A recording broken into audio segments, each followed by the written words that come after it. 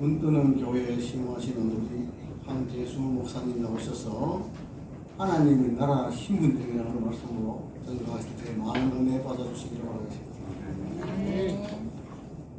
할렐루야. 할렐루야. 방송실 볼륨 약간만 올려주시죠. 예, 저는 여러분들 보시기에 생소한 분들이 좀 많지 싶습니다.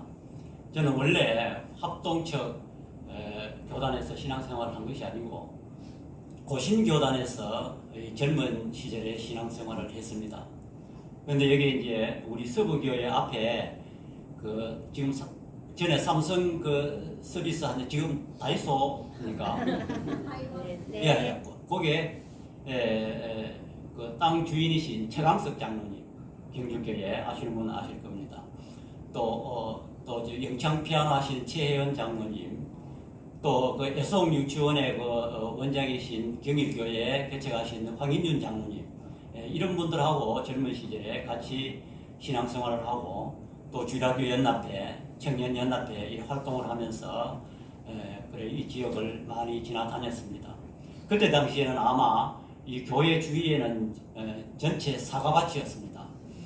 그래서 최강석 장로님이 저한테 황 집사 여기 뭐 하면 좋겠노 이렇게 서로 또 이야기하던 또 그것이 있었습니다. 그래서 어찌된 연고로 제가 합동적 교단에 오게 되었습니다. 그래서 성광교회에서 한 8년 거기서 신학 공부를 하면서 전도사, 강도사 거쳐서 이렇게 목사 안수를 받았습니다.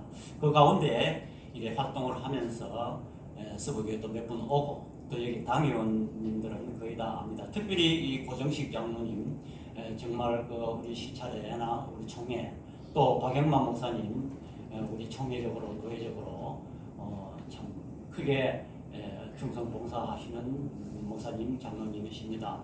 특별히 또 고정식 장로님은 생소한 저에게 다가와서 또 서먹서먹하지 않게 아주 친근감에 저에게 또 여러 가지를 인도해 주셨습니다. 그리고 아무쪼록 목사님이 설교 부탁을 하시길래 아이고 제가 어떻게 목사님 교회에 가서 설교합니까? 저는 사양에 있습니다. 그래서 이제 목사님이 어디 가신다 하니까 그래서 한번 해달라 이래서 오늘 왔습니다. 정말 목사면 다 같은 목사가 아닙니다. 여기 특별히 박영만 목사님은 또 고참 세상적으로 말하면 고참 목사들 가운데도 다 서열이 있습니다. 그러니까 정말 저한테 비하면은 연령은 비슷하거나 그렇지만 저한테 비하면은 아주 참 선배 목사님이십니다. 그 말씀도 훌륭하시고 저는 거기에 못 미칩니다. 오늘 그래서 편안한 마음으로 저도 또 이렇게 여러분들과 똑같이 개인 사업을 하다가 늦게 이렇게 부름을 받아가 신학을 해서 목사가 된 것 뿐입니다. 편안하게 오늘 말씀을 들어주시면 고맙겠습니다.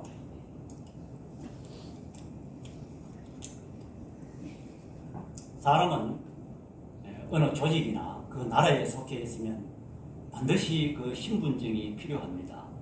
그래서 지난 3일날 우리가 지방선거 할 때도 반드시 가지고 가야 될 것이 신분증입니다. 그래서 내가 아무리 그 사람하고 잘 알고 또 그 투표 참관인이 잘 안다 할지라도 내가 예를 들어서 근천에 오랫동안 살았다. 이 말로 가지고는 증명이 되지 않습니다. 100마디의 그 말보다 정인보다 그 신분증 하나가 굉장히 중요합니다. 그런데 사회 조직도 그렇습니다. 제가 교회를 개척하고 세무서에 등록하러 가니까 당신 어느 교단에 소속에 있는 증명서를 찍어 또 어느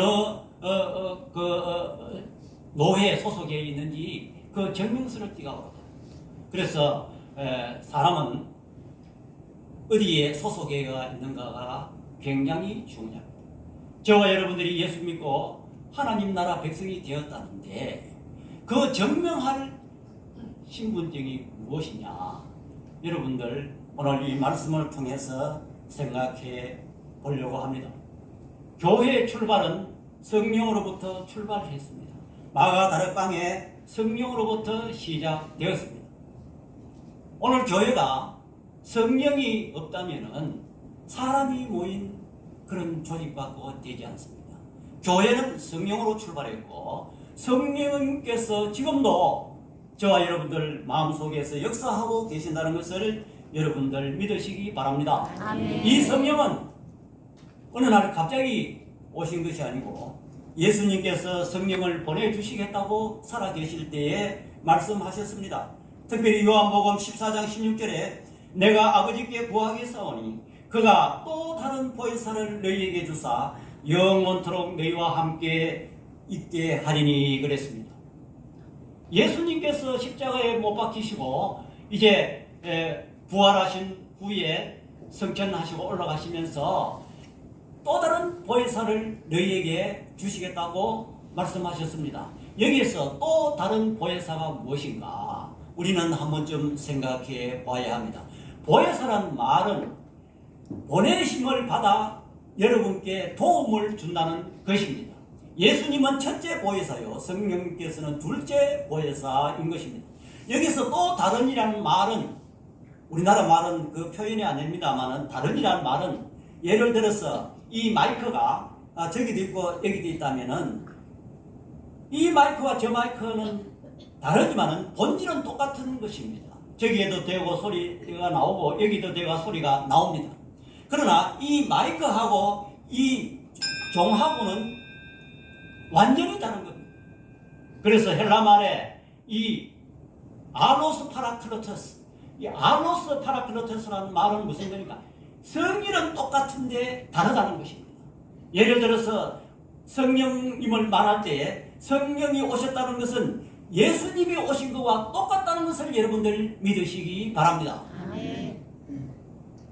그래서 베드로도 사도행전 2장 16절에 이는 곧 선지자 요엘을 통하여 말씀하신 것이니 이르시되 하나님이 말씀하시기를 말세에 내가 내 영을 모든 육체에 부어주리니 너희 자녀들은 예언할 것이요 너희 젊은이들은 환상을 보고 너희 늙은이들은 꿈을 꾸리라 그랬습니다.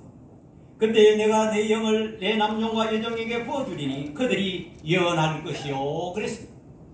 이 성령께서는 어느 날 갑자기 오신 것이 아니고 미리 요엘 선지자를 통해서 또한 예수님을 통해서 보내주시겠다고 약속했기 때문에 이 성령은 하나님께서 예정하신 것이라는 것입니다.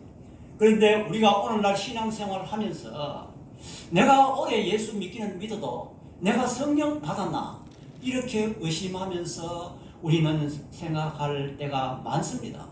그래서 흔히들 성령 받았다면 오늘 본문처럼 불의 혀가 갈라지고 또한 바람 같은 소리가 있고 이런 어떤 환상이나 현상을 봐야 되는 것처럼 또 어떤 교회에서 이단들을 보면 성령 받아라 이러면서 성도들을 앞장 씌워놓고 목사가 꼭 무슨 장풍 하듯이 성령 불 받아라 이렇게 하면 막 뒤로 막 넘어지고 이렇게 하고 또 어떤 목사님은 조용하게 설교하면은 성령 받은 것이 아니고 또 입에 거품을 북적북적 물고 그렇게 하면 저 목사님은 성령 받았다 이렇게 생각할 수가 많습니다. 또 그러고 또 어떤 교단에서는 성령 받기 위해서는 금식 기도를 해야 되고 불체주야 기도해요. 어떤 목사님은 소나무를 붙들고 산에 가서 간절히 기도해야만이 성령이 오는 같이 그렇게 또 이야기하시는 분들도 있습니다. 오늘 여기 본문을 보면서 이 성령 받은 것은 예수 믿고 구원받은 자체가 성령의 역사이라는 것을 여러분들 믿으시기 바랍니다. 아멘. 사도 바울은 고린도전서 12장 3절에 그러므로 내가 너희에게 알리노니 하나님의 영으로 말하는 자는 누구든지 예수를 저주할 자라 아니하고 또 성령으로 아니하고는 누구든지 예수를 주시라 할 수 없느니라 그랬습니다. 이게 무슨 말이냐 하면은 성령을 받은 자는 예수님을 저주할 자가 없고 예수를 구주로 믿는 자고 하나님의 아들이심을 믿는 자는 성령이 이해하지 않고는 예수를 구주로 시인할 수 없다는 것입니다. 저는 이런 본문 말씀은 또 영어 암송을 좀 해가지고 여기 젊은 분들 많네요. 좀 실감이 나기 위해서 한번 영어로 해보겠습니다. 12장 3절에 보면 No one who is speaking by Holy Spirit, Jesus is cursed. No one can say Jesus is the Lord except by Holy Spirit. 이게 앞에 영어 문장에 보면 이 no one 이거 절대 부정입니다. 낙들은 어떤 부분 부정이고 약한 부정이지만은 절대로 예수를 구주로 시인하는 사람은 성령이 예수만 할 수가 있다는 것입니다. 그러므로 저와 여러분들이 오늘 이 자리에 나와서 예수 이름을 찬양하고 예수 이름으로 기도하고 하나님의 말씀을 아멘으로 받아들인 자는 다 성령 받으신 줄 여러분들 믿으시기 바랍니다. 아멘. 내가 이제 오래 믿어도 성령 받았나 안 받았나 이렇게 왔다 갔다 하면 안 되는 것입니다. 그리고 오순절 성령 강림의 여기에 뜻을 보면 주의 일을 하면은 성령을 받아야 된다. 이미 성령 받았는데 무슨 성령을 또 떠받습니까? 내가 성령을 받아야 된다. 이렇게 하면서 또 능력자가 능력을 받아야 된다. 이렇게 우리는 착각을 할 수가 있는 것입니다. 오늘 본문을 자세히 살펴보면 그런 뜻이 아닙니다. 그럼 본문의 성령 강림의 사건은 무슨 의미일까요? 오늘 이 본문을 통해서 생각해 보려고 합니다. 첫 번째로 성령 강림은 하나님 나라 백성됨을 증명하는 신분증을 받은 사건입니다. 오늘 본문 2장 1절에 보니까 오순절 날에 이미 이름에 그랬습니다. 성령 강림은 오순절에 일어났다는 것입니다.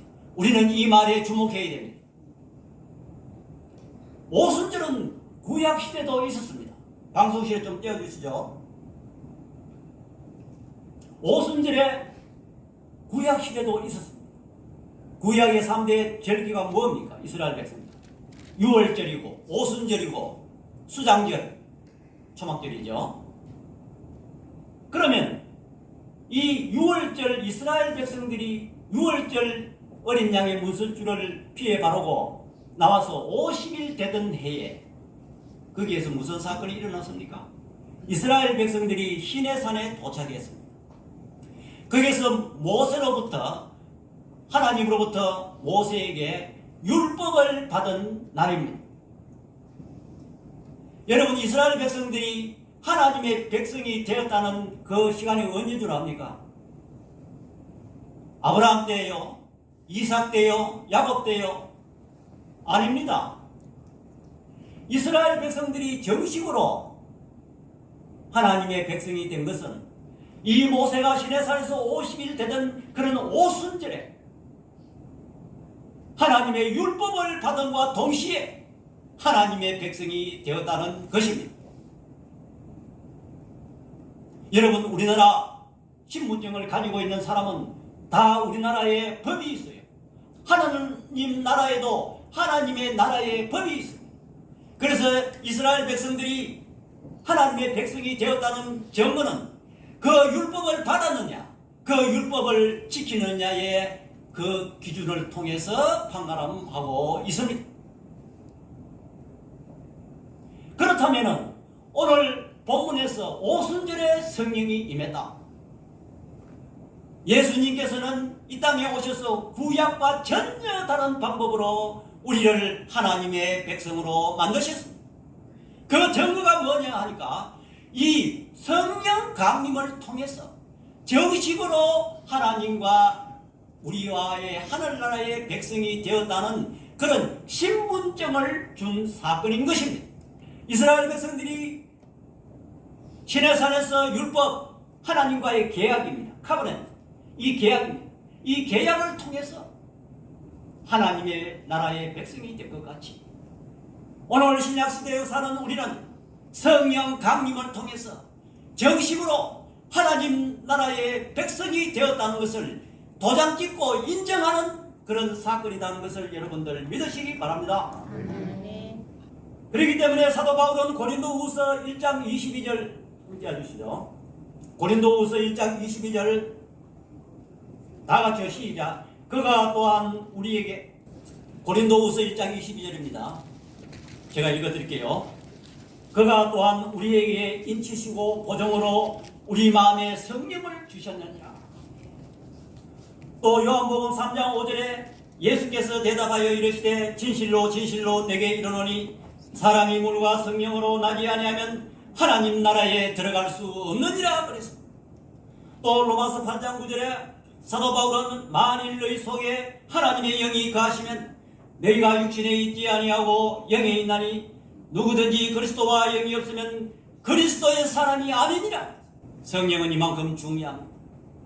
여러분이 예수 믿고 하나님 나라 백성이 되었느냐 안 되었느냐는 것은 여러분 마음속에 성령님이 내주하고 계시냐 아니냐라는 것에 따라 달리는 것입니다.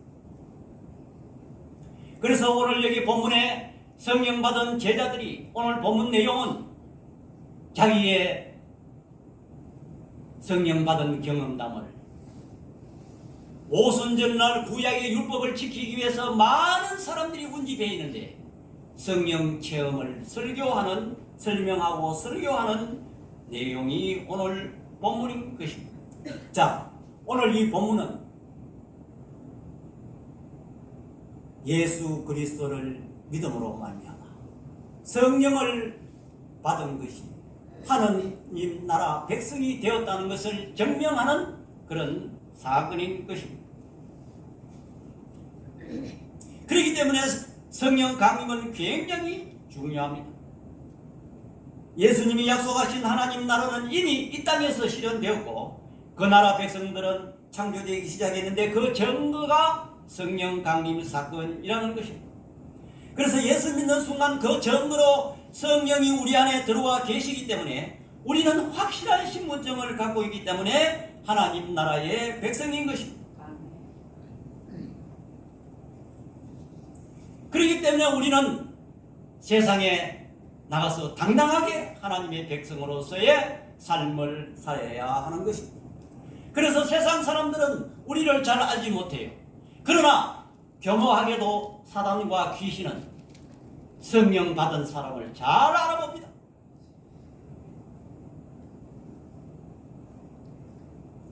그 예로 바울의 일행이 빌립보에서 복음을 전할 때에 어떤 귀신 들린 여자가 바울을 따라오면서 소리질러 이르되 사람들은 지극히 높으신 하나님의 종으로서 구원의 길을 너희에게 전하는 자라 하매 이 귀신 들린 자가 사도 바울에게 어떤 여권이나 비자를 통해서 그 사람 바울의 신분을 아는 것이 아니고 그 마음속에 있는 성령을 보고 알아보았다는 것입니다. 그러므로 저와 여러분들이 이제는 내가 성령 받았나 안 받았나 그런 의심할 필요가 없고 당당하게 우리는 성령을 인정하면서 환영하고 모셔드리고 우리는 세상에 사단과 맞서서 당당하게 우리는 살아갈 필요가 있는 것입니다. 아멘. 두 번째로 하나님 나라 신분증을 소유하는 자는 그 나라 일을 하여야 합니다. 우리 지금 6월달은 호국의 달입니다. 저는 저희 교회에서 오늘 나라 사랑에 관한 설교를 했습니다. 우리 대한민국의 신분증을 가지고 있는 사람은 대한민국의 일을 해야 됩니다. 그 대한민국에 우리나라에 4대 의무가 있습니다. 뭐냐? 교육의 의무가 있습니다. 대한민국 국민이라면 누구나 다 무식한 국민이 되어서는 안 되기 때문에 기초적인 교육은 다 받아야 할 의무가 있습니다. 그 다음에 국방의 의무가 있습니다. 젊은 남자들은 다 군에 가서 나라를 지키는 그런 일을 일정 기간 수행해야 됩니다. 또한 납세의 의무가 있습니다. 우리 대한민국 국민이라면 누구든지 정당한 세금을 우리는 내야 되는 것입니다. 또한 근로의 의무가 있습니다. 대한민국 국민이라면 놀고 빈둥빈둥 놀고 그냥 공짜 밥을 먹으려고 하면 안 됩니다. 열심히 일해야 될 그런 의무가 있는 것입니다. 그렇다면 하나님 나라의 신분증을 가지고 있는 우리는 하나님 나라의 일을 해야 될 줄 믿습니다. 그래서 오늘 본문 2장 4절에 그들이 다 성령의 충만함을 받고 성령이 말하게 하심을 따라 다른 언어로들로 말하기 시작하니라 그랬습니다. 그 디아스포라 유대인들이 세계 각지에서 이 오순절을 지키기 위해서 구름대같이 몰려들었는데 이 성령 받은 그들이 그 각기의 방언으로 말함으로 인해서 그들의 말을 알아들었다는 것입니다. 다시 말해서 신분을 소유하는 자가 그 일을 할 때 능력 있는 사람이 된다는 것입니다. 그래서 이 저자가 사도행전을 기록한 이유가 무엇입니까? 이 사건을 보고 성령 강림이 열광주의나 신비주의에 빠지는 것이나 사역을 감당하기 위해서는 능력을 꼭 받아야 한다는 그런 얘기도 아닙니다. 오늘 사도행전의 이 본문의 핵심은 무엇입니까?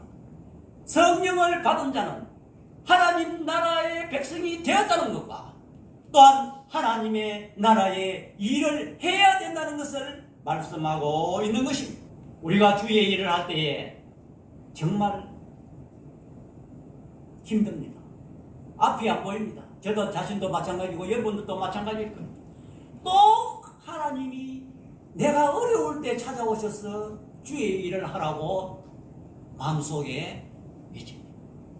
여러분 그럴 때 여러분 실천하십시오. 오늘 본문에 이 베드로를 보면 잘 알 수가 있어요. 베드로도 예수님을 처음 만나서 어떻게 했습니까?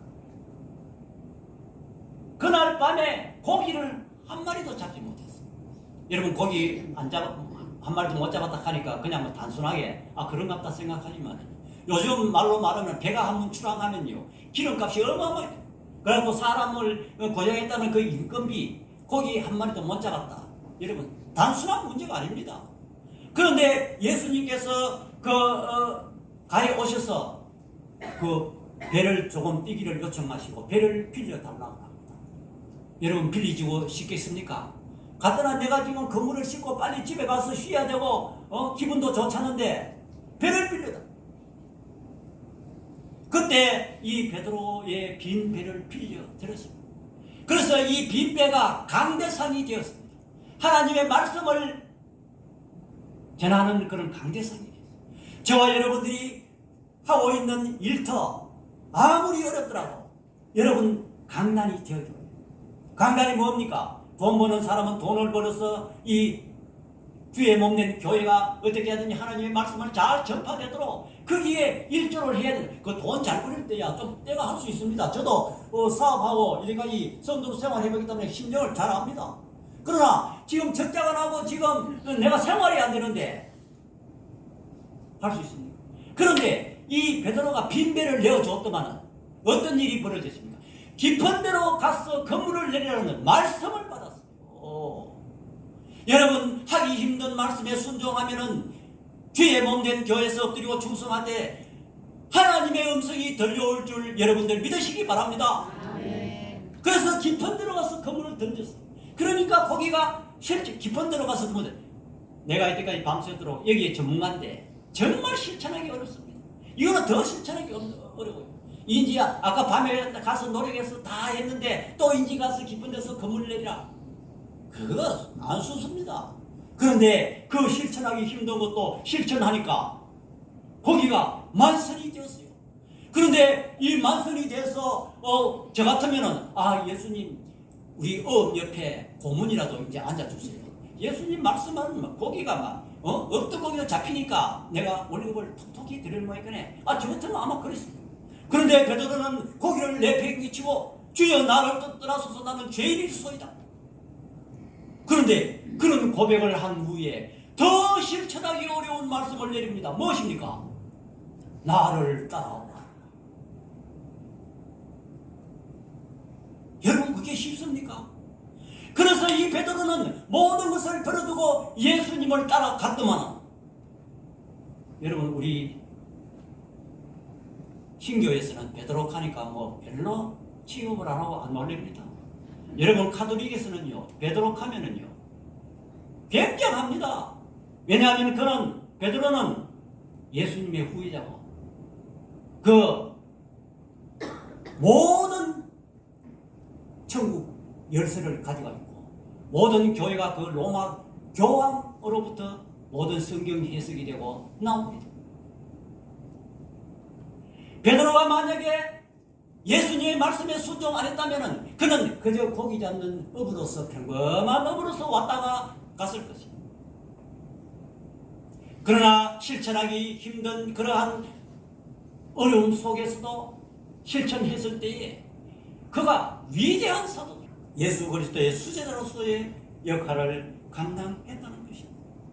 그렇기 때문에 저와 여러분은 하나님 나라 신분증을 가진 성령을 소유한 자는 반드시 하나님의 나라의 일을 해야 되는 것입니다. 우리는 이 사실을 우리는 깨달아야 됩니다. 세 번째로 성령은 하나님 나라에 들어가는 신분증이라는 것을 여러분들 깨달아야 됩니다. 계시록 말씀 띄워주시죠. 계시록 21장 9절 14절 말씀 띄워주시죠. 일곱 대접을 가지고 마지막 일곱 재앙을 담은 일곱 천사 중 하나가 나와서 내게 말하여 이르되 이리 오라. 내가 신부 곧 어린 양의 아내를 내게 보이리라 하고 성령으로 나를 데리고 크고 높은 산으로 올라가 하나님께로부터 하늘에서 내려오는 거룩한 성 예루살렘을 보이니 그랬습니다. 성령이 데리고 가.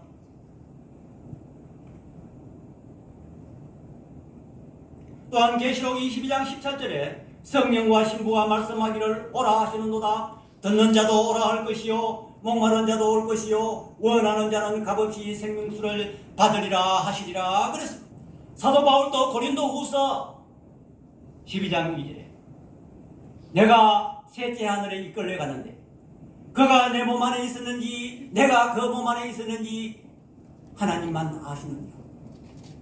무엇이겠습니까? 성령을 따라 셋째 하늘에 올라갔다는 것입니다. 그러므로 저와 여러분들이 이 하나님 나라의 신분증인 성령을 갖고 있을 때에 하늘나라에 들어갈 수 있다는 것을 여러분들은 확실히 믿으시기 바랍니다. 아멘. 우리는 이 사실을 붙들고 나가야 돼요. 장차 이 육신장막이 무너질 때에 우리는 하나님의 신분증인 성령을 가지고 가면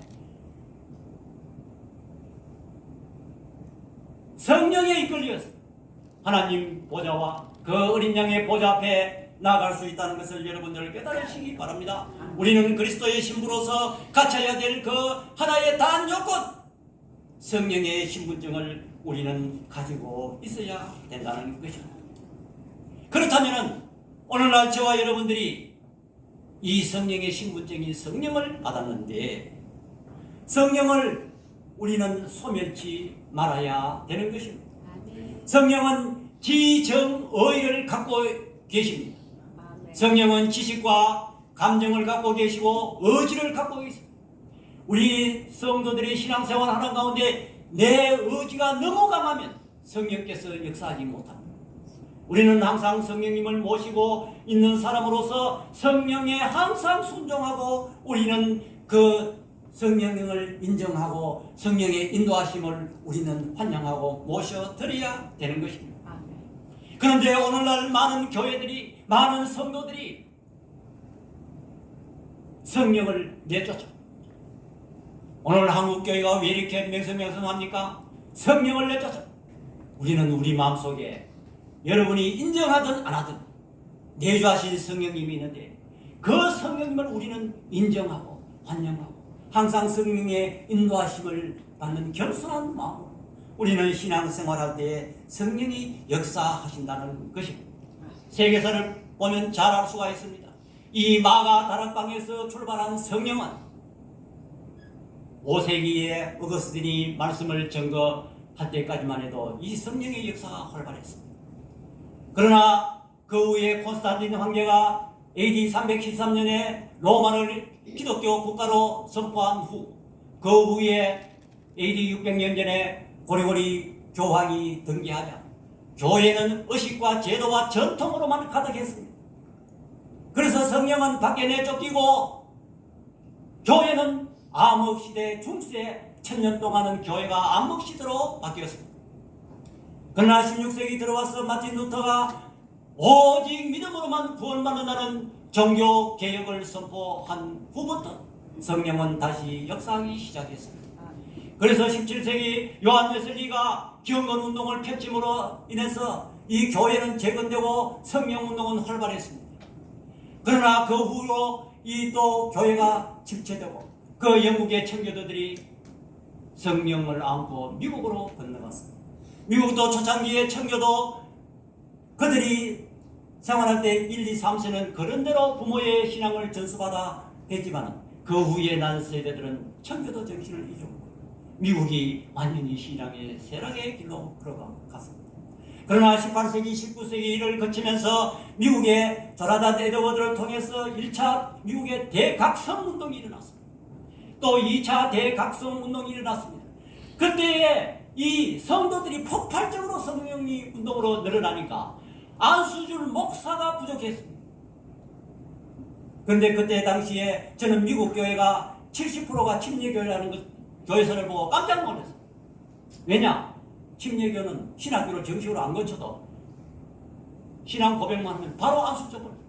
우리 장로교는 어제는 딱 원칙대로 신학교 4년 졸업하고 뭐 강도사 뭐 이런 그 복잡한 과정을 거쳐가 딱 뭐 목사가 나오니 딱 한 명대가 있어요. 그래서 미국의 70%가 지금 침례교 교회가 미국에 있습니다. 그때 당시에 3차 D.L. 무디 목사님의 설교를 듣고 성령 받은 젊은이들이 우리 한국의 선교사로 건너갔습니다. 그들이 누구냐? 대표적인 선교사가 언더우드와 아펜젤라 선교사입니다. 그들이 복음을 전하지 않고는 견딜 수 없는 마음으로 이 젊은 나이에 우리 한국에 와서 복음을 전해. 이 우리 한국에도 성령 운동으로 인해서 장대인 교회를 출발해서 얼마나 많은 교회가 참 우리나라도 참 신기한 게요. 이 외국 선교사들이 잘 써요. 서로 경쟁 안 하고 요즘 같으면 저도 교회를 개척했습니다. 다 사람 많이 모이는데 하나 합니까? 그런데 우리나라에 농어촌에 가보세요. 다 100년 넘은 교회들이 많이 있습니다. 그래서 이 전국에서 이 방방곡곡에 우리 복음이 아주 골고루 전파되어 있다는 거예요. 정말 그것은 감사한 일이라는 것입니다. 그런데 이 성령이 어느 날 우리 한국에도 지금 와서 지금은 포스트 모노지된 시대라서 얼마나 젊은 사람들이 자기 개인의 생각, 자존심이 얼마나 강합니까? 내 사상 이외에는 다른 사상을 받아들이기 어렵습니다. 그래서 성경은 두 번째입니다.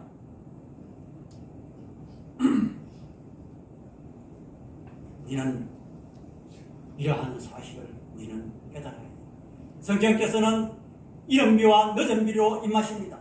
지금은 늦은 비로 이 성령께서도 지금도 역사하시고 일하시는데 이 성령께서는 지금도 교회에서 살아 역사하시고 여러분 속에서도 내주하고 계신다는 것입니다. 이 성령은 치료의 역사를 나타내는 것입니다. 지금 세상은 육적인 것과 영적으로 모두 병들어하고 힘들어하고 있습니다. 지금 세상이 잘 나가고 화려하고 돈 많고 이런 세상이지만 이 세상에는 지금 그들이 지금 이 세상 돈 어떤 지식 경험 이런 것만으로도 우리의 마음에 채울 수가 없다고 지금 아우성입니다. 그러므로 우리 서부교회는 성령 받은 이 서부교회는 앞으로 이 세상의 외침에 귀를 기울여야 되는 것입니다. 우리끼리 이렇게 좋은 시설을 해놓고 좋은 음량 시설을 해놓고 우리끼리만 엔조이하고 우리끼리만 구원받으면 끝이다. 성령은 안주하는 것을 굉장히 싫어합니다. 여러분 오직 성령이 임하시면 너희가 권능을 받고 예루살렘과 유대와 사마리아와 땅끝까지 이르러 복음을 전파하라고 말씀하시는 것입니다. 교회나 개인은 일 안 하면은 성령이 역사하지 않습니다. 이 사실을 우리는 알아야 돼요. 그런데 교묘하게도요, 성령은 경제적 부를 몰고 다닙니다. 여러분 한번 생각해 보십시오. 독일이 종교개혁 이전에는 그들이 기독교 국가로 생활, 마틴 루터가 활발한 그런 그 이전의 시대는요, 독일이 세계 강국이었습니다. 영국은 어땠습니까? 빅토리아 여왕이 재임할 시절에 빅토리아 여왕은 18세에 그 어린 나이에 왕이 되지만 꼭 하나님 앞에 기도하고 그런 신앙생활을 했기 때문에 영국이 해지지 않는 나라로 성장하고 세계에서 강대국이 되었습니다. 그러나 성령이 떠남으로 말미암아 그 영국이 이제는 성령의 불길이 미국으로 건너갔습니다. 지금 미국이 어떻습니까? 전 세계 오픈 전쟁을 통해서 여러분들이 잘 볼 수 있지 않습니까? 전 세계가 꼼짝을 못합니다. 우리 한국은 얼마나 가난했는가. 그런데 성령의 바람이 불어와서 이렇게 경제 대국이 되고 군사 대국이 되었다는 것을 여러분들 믿으시기 바랍니다. 그래서 저와 여러분들이 이 시대에 이 성령을 인정하면서 우리는 예수 믿으면서 성령을 잊어버리고 이렇게 생활할 때가 많습니다. 그러나 성령을 우리는 인정하고 환영하고 모셔드림으로 말미암아가지고 우리는 성경 속에 있는 나의 예수님, 나의 말씀, 이런 객관적인 그런 말씀이 아니라 나의 말씀, 나의 믿음, 또 나의 신앙, 이것을 받아들일 때 역사하는 것입니다. 우리는 이 사실을 깨달아야 됩니다. 우리는 지금 너무 편안한 생활에, 우리 개인의 생활에 얽매여 있습니다. 지금 세상이 너무 화려하게 돈이 행복을 가져다 주는 것처럼 이렇게 미화하는 이때 성도들도 거기에 따라가고 있습니다. 그러나 우리는 이 본문을 통해서 성령께서 이 시대에 우리가 뭘 해야 되는가 우리는 곰곰이 생각해보고 성령께서 역사하실 때 여러분이 능력 있는 사람이 되고 능력 있는 교회가 된다는 것을 여러분들 믿으시기 바랍니다. 이 서부교회는 제가 깜짝 놀란 것은 저는 고신교단에 있을 때 우리 경주에 경주교회를 비롯해가지고 큰 교회들이 많이 있습니다. 경일교회, 경주 성문교회, 여기도 개척한 이인교회, 동부교회 쭉 있습니다. 그래서 이 고신교단이 제법 큰 교단인가 저는 그래 생각했어요. 그런데 이제 신학교 가고 합동초를 이제 와서 보니까 저는 이제 우리 근천 지역에 금척교회라고 있어요. 여러분들 아시다시피 금척교회 있는데 이제 건물 짓기 전에 옛날에 함석으로 이렇게 지붕해가지고 아주 보기에 잘했어요. 그래서 금척교회는 합동측이다. 합동측 교회는 아마 군소교단인갑다. 이래 생각했어요. 그랬는데 신학교 딱 가보니까 우리나라에서 제일 큰 장자 교단. 전국에 12,000, 3,000 교회가 된다. 깜짝 놀랐어요. 그래서 경주에 이를 보니까 서구교회, 성광교회, 우리 시찰에서 제일 그래도 크다는 거예요. 그래서 거기에 깜짝 놀랐고, 그래서 이 서구교회도 우리 시찰에 그래도 우리 노예 제법 큰 교회입니다. 그렇기 때문에 우리 큰 교회의 사명을 감당해요. 큰 교회 사명이 뭡니까? 우리끼리 신앙생활한다. 그것은 큰 교회의 사명이 아닌 것입니다. 제가 경주교회 고신책 이야기해서 죄송합니다만 경주교회 있을 때 이럴 때 보니까 이 큰 교회가요 모든 것을 감당해요. 그래서 주일학교 강습회 하면요 거기 할 데가 없고 다른 교회는 전부 연약하고 개척교회니까 전부 거기서 그 성도님들이 뒷바라지하고 그렇게 하는 것을 보았습니다. 또 이 경주교회가 모체가 되어서 많은 경주신의 교회들을 개척했습니다. 실질적으로 경일교회도요 황인주 장로님이 경주교회에 있었습니다. 그리고 또 개척했죠. 또 예인교회도 개척했죠. 또 서문교회 이렇게 쭉 경주교회가 모체가 돼서 그렇게 개척한 것을 볼 수가 있습니다. 그렇다고 해서 경주교회가 지금 사람이 다 빠져나가고 망했느냐? 그렇지 않습니다. 제가 알기로 한 400명 그런 데로 모이고 지금도 또 얼마 전에 내가 장로님한테 얘기 드리니까 그러니까 뭐 한 3억 정도 준비해서 또 개척을 준비한다는 그런 말도 듣게 됩니다. 그래서 제가 말하고 싶은 것은 이 성령 오늘 본문이 말하고 있는 것은 무엇입니까?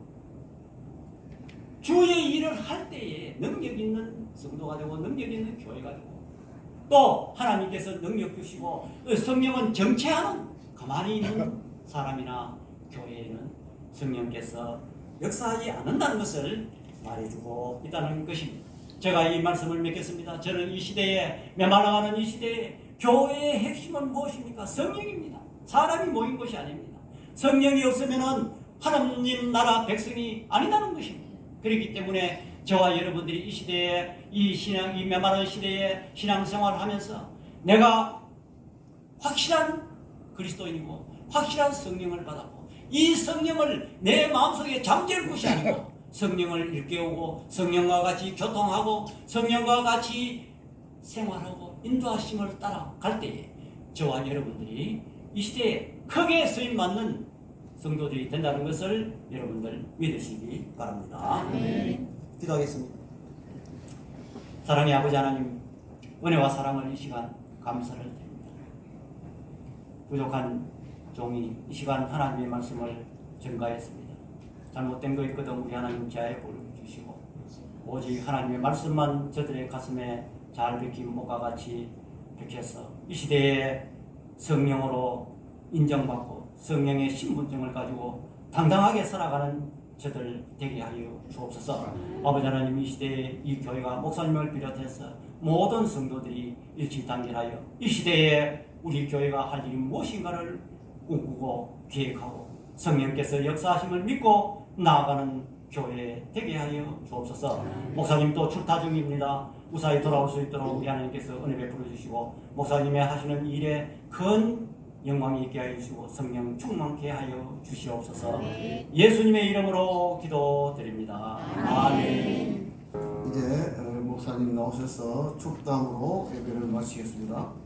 지금은 우리 주 예수 그리스도의 은혜와 우리 아버지 하나님의 만극하신 사랑과 성령 하나님의 감화 교통 유라하시는 은사가 성령님 내주하심으로 말미암아 내가 하나님의 백성이 되었다는 것을 인정하고 또 하나님의 백성 된 자는 주의 일을 위하여 일한다는 것을 깨닫고 앞으로 우리 경주 서부교회 성도님들과 이 서부교회를 통해서 경주시의 복음에 확장되기를 소원하는 주의 백성들 머리 위와 이 서부교회 위에 지금부터 영원토록 함께 있을지어다. 아멘.